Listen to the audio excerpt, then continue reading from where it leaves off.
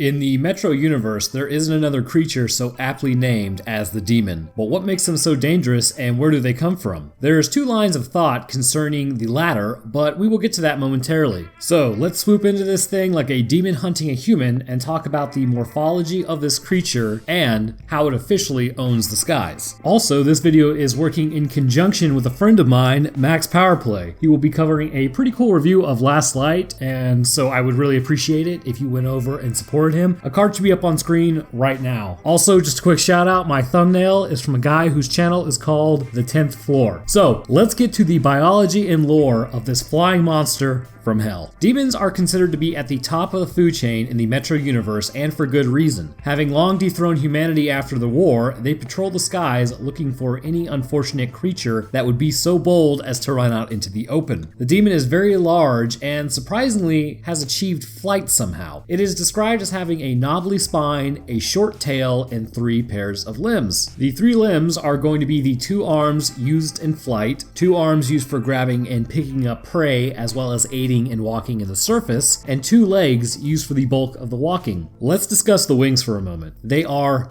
massive. Large and leathery, they easily double the size of the creature, which is 100% necessary for this thing to be able to fly. But the wings being long isn't all that's required, however. The wings are massively muscular and pretty much double the diameter of the leg muscles. As we all are aware, I'm sure, the reason birds are able to fly is because of how light they are, so they need less wing to keep them aloft. On top of that, well, really besides a hummingbird, most birds cannot hover in place, but a demon is different. The wings are so powerful that they are going to be able to allow the demon really to stay in place in the air as it flaps its wings, giving it stationary lift. Considering its body size, it is perhaps near half a ton, so these wings, I imagine, are strong enough to bend metal and blow out glass if they get close enough to a building. The prehensile arms of the demon are also very strong themselves, but not as large as the winged arms. They possess large claws used for grabbing and rending prey. The legs are a little larger than the prehensile arms, but smaller than the winged arms. They are powerful and allow the demon to rear up on them and survey the area around it looking for prey. However, when it comes to walking on the ground towards prey, the creature is quadrupedal and uses both arms and legs to perform locomotion. The head of the demon is long and ends in a blunt snout. In the novel, the creature is described as having basically no neck and a much longer head. The eyes of the demon are going to be set far apart from one another and possess a cat-like slit where the pupils sit. The mouth of the creature is massive, and if you find yourself getting a nice close look at it, that's probably going to be the last thing you see. They possess 4 canines and several secondary sharp teeth. It's clear by these teeth that this is no omnivore, but it is purely carnivorous. The body of a demon is a terrifying visage of what a demon may actually look like. You know those gargoyles that sit on top of old buildings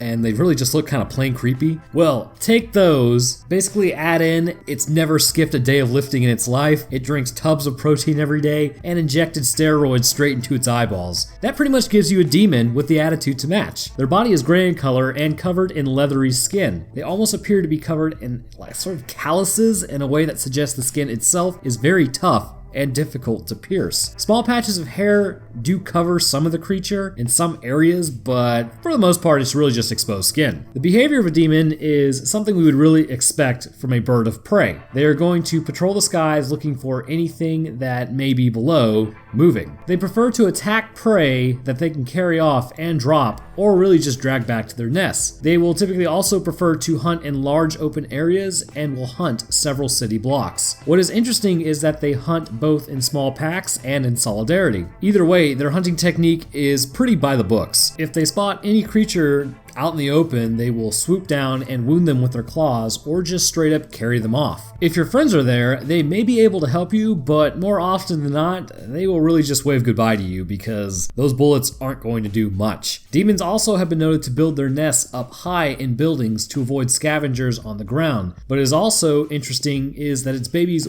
in the nest will arch their back and hiss in a threatening manner if you get close. But again, we will come to that momentarily. The demons are aggressive, but they are not stupid. Well, most of the time. At the end of the day, they are just still animals. A demon will prefer hunting in open areas and avoid enclosed ones. It knows that the tighter the areas, it's really going to limit its ability to fly away if the tables are turned against it. That is not to say that if the target is not too tempting, they won't attack anyways. If they can see you through glass or a damaged wall, they will still attempt to reach you. In fact, one tries to attack Artyom as he's in the library and almost succeeds in reaching him if it weren't for the librarian that jumped on the demon's back over territorial disputes. Remember the skin thickness and toughness I was mentioning earlier? Not only is it difficult to hit this target as it flies through the irradiated skies of Moscow, but the thickness leads to your bullets not doing much damage. It is possible to bring it down, but it will take quite a few rounds to do so. Something like 6 to 12 rounds from a Shamble and almost 3 magazines from a Kalash, one of those two. However, a sticky grenade seems to be your best bet, and you could really take them out with just one. The issue is, though, is you have to wait for it to land, which means it will also be close to you. So let's get the 2 line of thoughts with a plausible third option concerning the background for demons and where they originate from. Let's start by first saying they are not reptilian or avian in background. They are in fact mammalian, as supported by the hair and skin and lack of scales that they have. The first is that they are a bat, and there is quite a bit of evidence to support this. Bats are going to be mammalian, which means they lack feathers, scales, or beaks. And just like bats, demons do possess some hair on their bodies. On top of this, if you get a good look at a demon's face, the snout of the creature almost looks like a bat nose. Very snubbed and short. The nostril appears to be strikingly similar to the bat as well. Just to harp on the nose a little bit more, it almost appears that the demons, based on its nose, would hunt by smell rather than sight due to the location of its eyes. But bats also do not use their eyes to hunt, and they just use echolocation. While this is not the exact same thing as hunting by smell versus hunting by sound, this still suggests a non-reliance on the eyes. Another huge point for them being bats is going to be how fast bats reproduce. For these changes to take effect so quickly, then a population must have a quick reproduction cycle resulting in quicker birth rates, which is exactly what bats have. The changes would start small at first but grow rapidly over time, creating the demon. The second line of thinking is that they are actually evolved from house cats. First, this idea was presented that maybe they evolved from tigers, as this would lend more credence to their size and the roar that they emit. That is a roar, and bats usually screech. Tigers are native to some areas in Russia, and there is always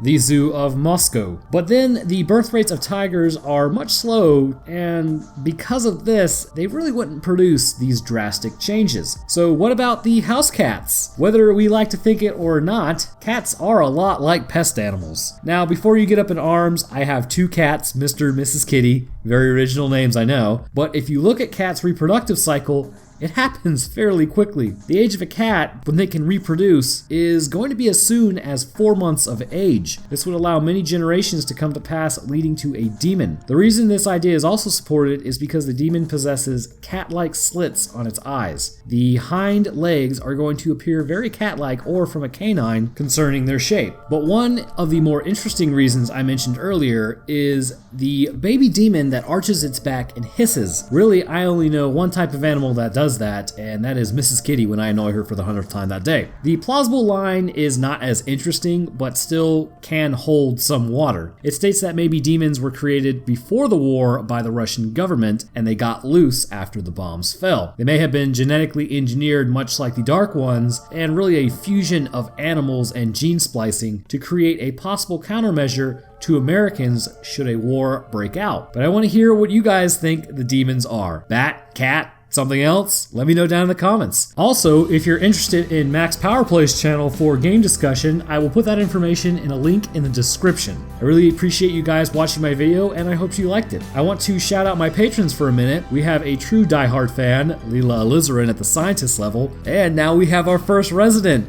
G. Anderson. Next up, we have John Russo at the PhD in genetics level, and oh look, there's Andrew Lawson with his master's in biology. Next up, we've got a group of bros named Adam Hartswick, Eric Scott Gillies, mailing address, and a big fat snake with their bachelor's in morphological sciences. And I just want to say thank you for all the support. I hope I am doing your donations justice with my videos. Also, are you interested in joining a Discord, pitching ideas, discussing lore with like-minded people? What's not to like? Well, we are already up to I think 120 people, so I will drop the link in the description. If you are interested as well, I will drop the Patreon if you want to become a patron. Thanks for watching, guys, and as always, I will see y'all in the next one.